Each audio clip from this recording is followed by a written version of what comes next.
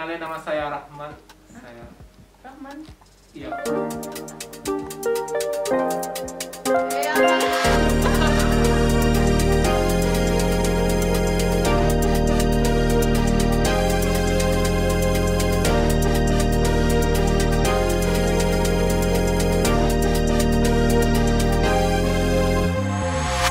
Oke, perkenalkan, nama saya Rahman, saya berasal dari Padang. Saya seorang mahasiswa desain komunikasi visual di sebuah kampus negeri di Padang. Sejak kapan Rahman menyukai visual art dan bagaimana awal mulanya? Oke, jadi kalau menyukai visual art ya, mungkin udah dari tahun 2016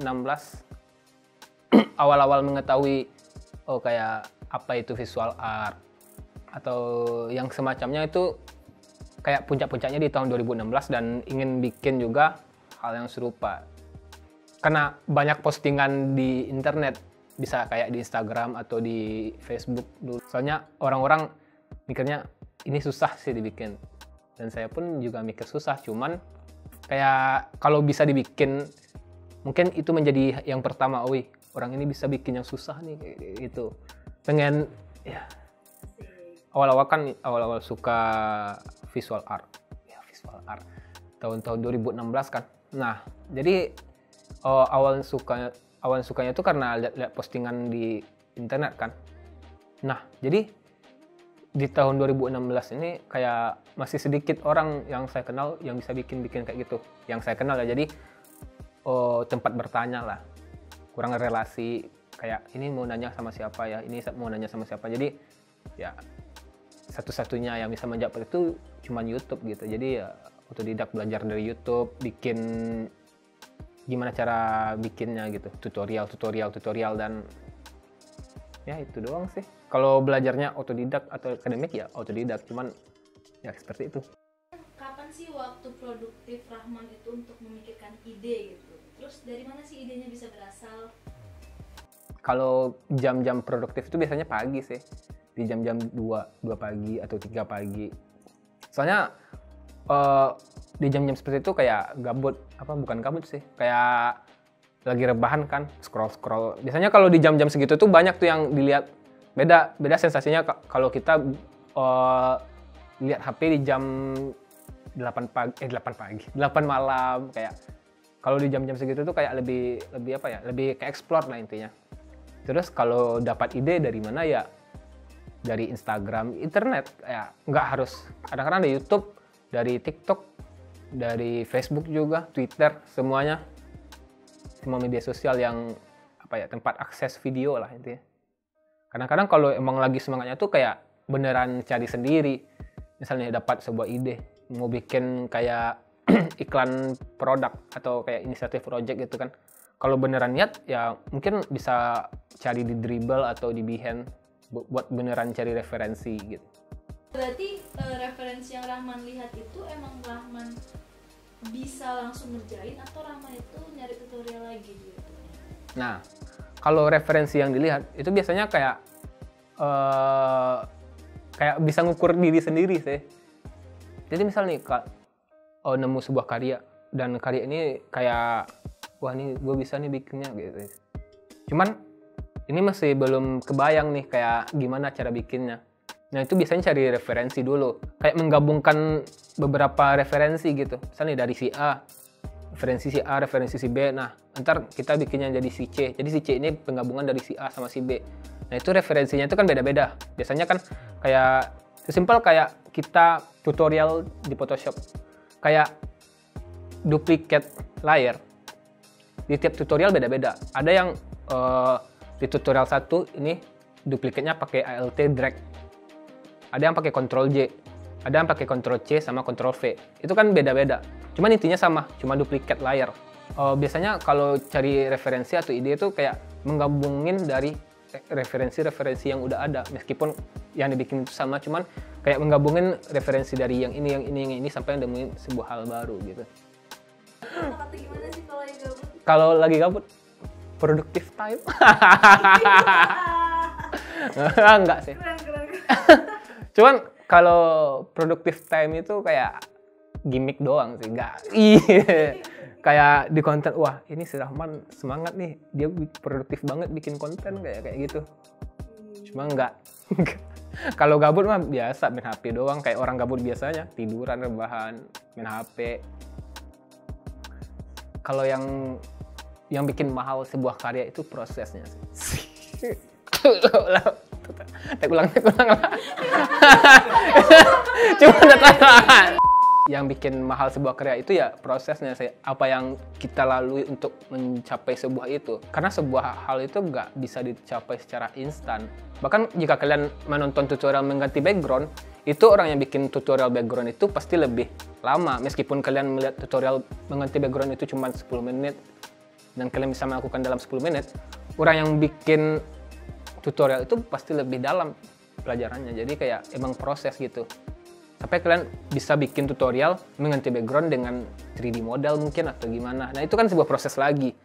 Yang diajarin sama orang ini cuma menghilangkan background. Nah kalian bisa mengganti background dengan objek yang lebih bisa bergerak. Contohnya gitu. Jadi ya itu sih yang bikin mahal, kayak proses bagaimana pencapaian kita untuk sampai di tahap yang itu.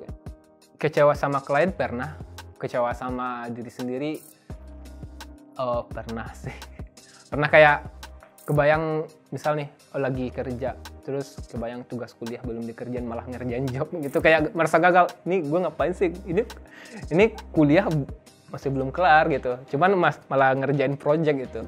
Ya itu kayak langsung, apalagi kalau ngerjainnya tuh jam-jam 3 pagi, langsung mengawang-awang gitu. Kayak pemikiran tuh langsung cabang, wah ini kapan wisuda, langsung kepikiran kayak kapan wisuda, kapan ini, kapan ngapain, malah ngerjain project gitu. Nah kayak gitu mikirnya. Cuman kalau yang kecewa sama klien ya biasa kayak minta-minta revisi, itu doang sih. Cuman kalau yang mikirnya aneh-aneh ya pernah juga gitu, kayak tadi. Kalau suka duka apa ya, sama aja sih kayak orang-orang biasanya.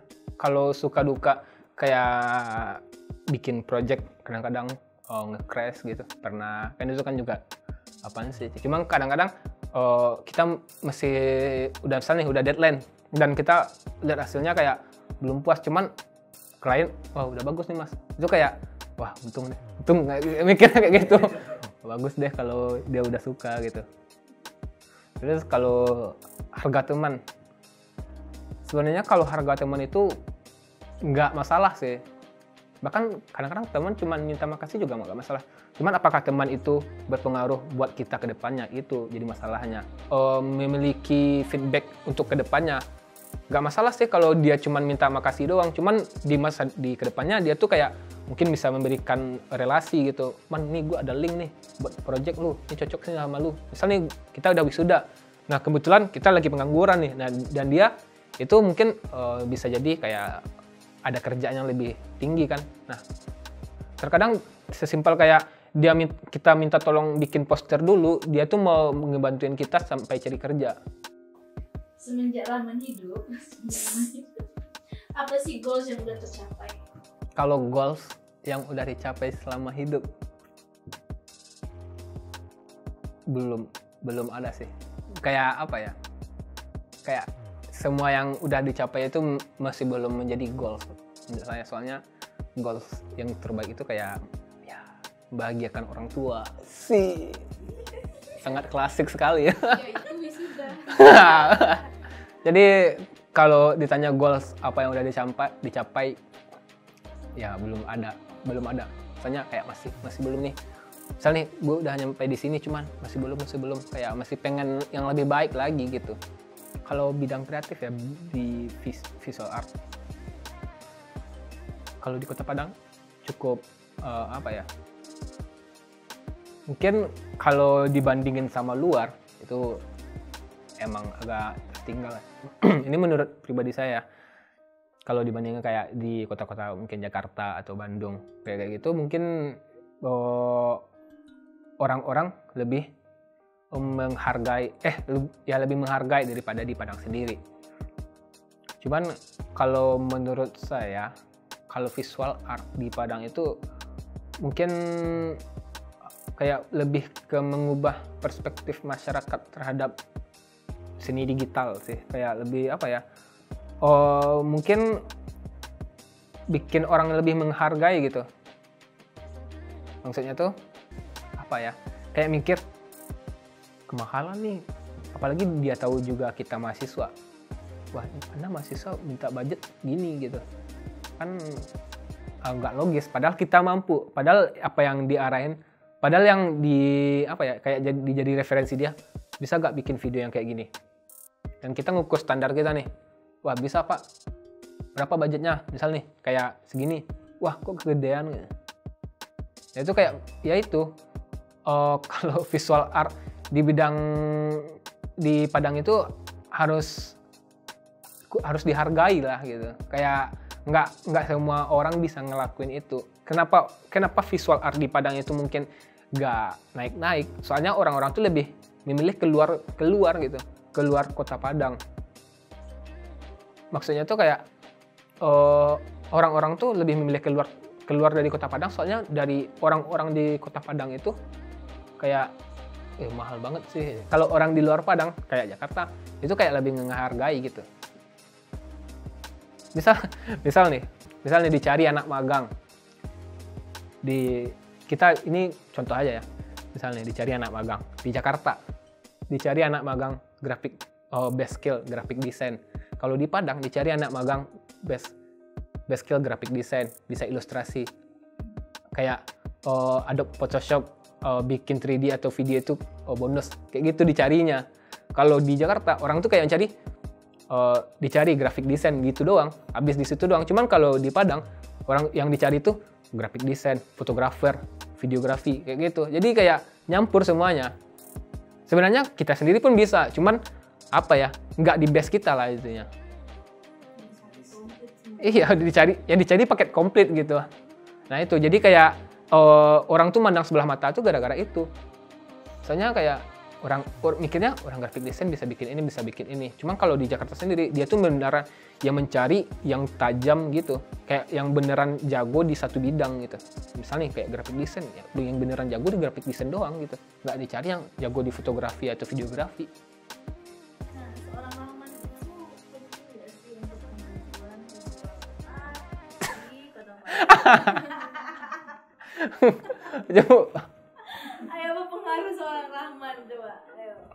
Sebenarnya dulu itu saya tuh bikin video lucu-lucuan, bukan visual art. Cuman di konsepnya kayak mungkin kayak visual effect gitu, kayak bikin apa ya? Intinya bikin sketsa komedi lah. Cuman ngerangkupnya tuh, ngeditnya tuh beneran niat gitu doang. Nah sampai kayak sadar, wah ini gue buang-buang waktu nih bikin meme ya. Ini nambah-nambah portofolio. Nah diarsipin tuh semua postingan. Karena itu seorang Rahman ini bukan siapa-siapa sih. Enggak, itu terus maksudnya tuh kebanyakan orang-orang Jakarta doang yang bisa bikin kayak gini, atau orang-orang di Pulau Jawa lah. Dan kita di Sumatera itu kayak nggak dilihat lah gitu. Nah itu tuh pengen diubah mindset orang kayak gitu. Ternyata orang Padang juga bisa bikin kayak gini gitu. Nggak semuanya di situ. Nah itu intinya kolaborasi kemarin. Dan kalau seorang Rahman berpengaruh di Sumatera Barat, ya tidak. Siapa saya? Rahman bukan Jawa-Jawa. Iya, bukan siapa. Oke, ini udah terakhir. Jadi menurut Rahman, apakah kita anak muda atau bidang kreatif di Sumatera Barat, khususnya di kota lain lah, pokoknya Sumatera Barat, berpeluang untuk bersaing dengan orang-orang? Kalau bersaing di ibu kota ya tentu kayak kita bisa bersaing gitu. Orang-orang di ibu kota itu kadang-kadang mereka tuh berasal dari Padang gitu, berasal dari Sumatera Barat, nggak seluruhnya dari Jogja, dari Bandung, dari Jakarta, kota-kota gede lah di Jawa itu. Nah biasanya tuh kalau buat bersaing sama orang-orang itu ya tentu, soalnya orang Padang itu juga punya potensi, cuman yang ngebedainnya masyarakat sekitar nih, orang-orang di luar dan orang-orang yang nggak teredukasi dengan konten yang seperti itu, kayak karya seperti itu, kayak bikin logo itu nggak cuman gambar-gambar doang, banyak risetnya gitu. Orang-orang lebih ngehargai untuk apa ini ke depannya. bukan bagusnya sekarang. Kalau di Jawa itu mungkin ini nih bagus nih buat masa depan. Kayak brandingan mereka tuh kayak mikirin buat masa depan. Nah, kalau orang di Padang tuh kayak mikirnya bagus nih gambarnya. Apakah kita bisa bersaing di sama orang-orang di Jakarta? Bukan orang Jakarta ya, sama orang ibu kota tadi kan. Bisa. Cuman kita tuh kalau di skill sama sih, 11-12. Nah, yang ngebedainnya tuh cuma lingkungan. Orang-orang di lingkungan kita sama orang-orang di lingkungan luar itu beda cara menghargainya gitu. Kepanjangannya. Siap. Oke, jadi Rahman, thank Kayak you gitu. Rahman ya.